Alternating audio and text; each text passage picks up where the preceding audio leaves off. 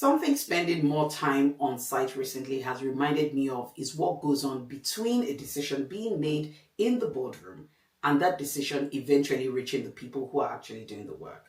A decision can make perfect sense at managerial level, so a policy is approved, a procedure is written, a deadline is agreed upon between managers and the workers, a control is introduced, all the necessary HSC recommendations are applied. So on paper, everything looks perfectly reasonable. But then, the decision meets the reality of the workplace. For example, an equipment doesn't always behave as is expected, or deadlines can create more pressure. People might adapt the processes to get the work done. Shortcuts may even develop while on site and doing the actual work. And just like that, what was written in the procedure becomes quite different from how the work is being performed. But there's another part of this that I think can easily become overlooked. The people doing the work are actual human beings. They don't arrive work every morning with identical levels of health and capacity. Someone may be managing hypertension, another may have chronic back pain, somebody else might be going through menopause or recovering from an illness or managing a long-term health condition or even simply dealing with the effects of a poor night's rest. People don't leave their health at the door when they come to work. They come in with it.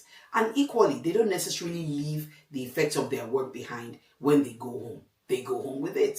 And that's why, from an occupational health point of view, I'm getting interested in what happens at that very intersection between the person and the system they're expected to work within, or the system they actually work within. Because when these two factors don't work well together, the consequences will eventually appear, such that by the time someone is sitting across from me in the clinic, we're dealing with the end of a chain that started much further upstream. So I think there are two questions that we importantly need to ask ourselves. What is the work doing to the health of our employees? And also, what is the health of our employees telling us about how work itself is functioning? Because while an individual health problem may be just that, an individual health problem, when we start seeing patterns across teams, departments, or workplaces, that very information is telling us something.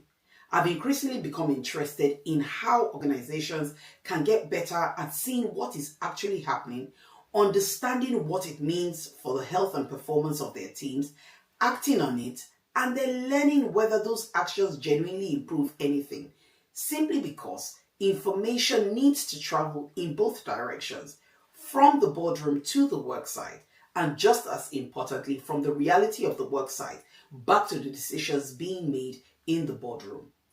Ultimately, managerial understanding should be that the health of the employee affects the performance of the system, and the design of the system also affects the health of the employee.